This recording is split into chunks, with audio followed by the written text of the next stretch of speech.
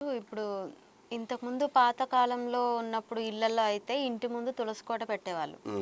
ఇప్పుడైతే ఇంటి ముందు అసలు తులసి కోటనే కనిపించట్లేదు. అవును. అంటే సైడ్‌కి పెట్టడం వల్ల ఏమన్నా వాస్తు ప్రకారం అదేమన్నా కనిపిస్తదంటారా? అంటే ఈ మధ్య ఇంతకుముందంటే పల్లెటూరు నుంచి పల్లెటూరులో వాతావరణం ఉండేది కనుక తులుసుకోట అంతా కూడా ఎక్కువగా ఒక అరెకరమో పావెకరమో లేకపోతే ఎంత 300-400 గజాల స్థలంలో వాళ్ళకి ఇల్లు కట్టేవాళ్ళు. హ్మ్. తూర్పు భాగంలో ఖాళీ ఉండేది. తూర్పు ఈశాన్యంలో తులసికోట పెట్టుకునేవాళ్ళు.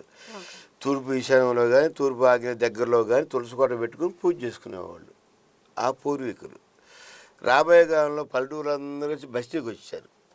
బస్తీకి వచ్చి బస్తీ అపార్ట్మెంట్స్ ఏమని అంటే 3 అంతస్తుల బిల్డింగ్ అయిపోయి 30 అంతస్తుల బిల్డింగ్ అయిపోయింది. 30 అయిపోయి 40 అయిపోయింది, 50 అయిపోతుంది. ఇలాంటి అంతస్తుల బిల్డింగ్లో కూడా తులసికోట పెట్టుకునే అదృష్టం మనకి రాదు. ఎందుకంటే బాల్కనీ స్పేసే లేదు అసలు. బాల్కనీ స్పేస్ లేదు. ఆ ఉన్న బాల్కనీ కొద్ది బాల్కనీ దానికి బట్టలు వేసుకుంటే సరిపోద్ది. ఇక తులసి కూడా ఎక్కడ పెడతారు వాళ్ళు? ఇక దైవభక్తి కూడా మర్చిపోయే రోజులు వచ్చేసినాయి దగ్గరికి. ఇంకా ఇంకేం దయచేసి ఆ తులసి కోటని మరి ఇప్పుడు ఈ మధ్య ప్లాస్టిక్ కూడా పెట్టేసుకొని పూజ చేస్తున్నారు జనాలు. అంటే రియల్ ఆకులు ఉండటం వేరు, ప్లాస్టిక్ ఆకులు ఏముంటుందండి ప్లాస్టిక్ దాంట్లో? రోబోట్ లాగా ఉంటాయి అన్నమాట. మనుషుల్లాగా ఉంటాయి, రోబోట్ లాగా ఉంటాయి. ప్లాస్టిక్ ఆకులతో పూజలు చేయటం, ప్లాస్టిక్ ఆకులు కట్టుకోవటం జరుగుతుంది. అవి కట్టకూడదు. అలాగా కట్టుకుంటే మామిడి ఆకులు కట్టుకోవాలి. ఇంటికి సింహద్వారానికి పెట్టుకుంటే తులసి కూడా పెట్టుకోవాలి.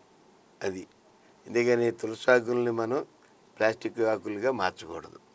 అది అంత అంత దేని స్థితికి రాకూడదు. వస్తే మనిషి యొక్క మనుగడకు కూడా దెబ్బతినే అవకాశాలు ఎక్కువ ఉంటాయి. అలాంటివి చేయకూడదనే ఉద్దేశం నాది.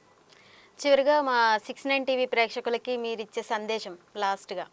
ప్రతి ఒక్కళ్ళు కూడా వాస్తుపరంగా నడుచుకోవాలి, వాస్తును గౌరవించాలి, వాస్తు సిద్ధాంతాన్ని కూడా అందరూ చదువుకోవాలి. ఆ యొక్క బుక్స్ని కూడా తీసుకొని చదువుకోవాలి. అలాగే మనం ఏ పని చేసినా మంచి ఆలోచనతో చేయాలి, చెడు ఆలోచనతో కాకుండా మంచి ఉద్దేశంతో మనిషి నడవాలి.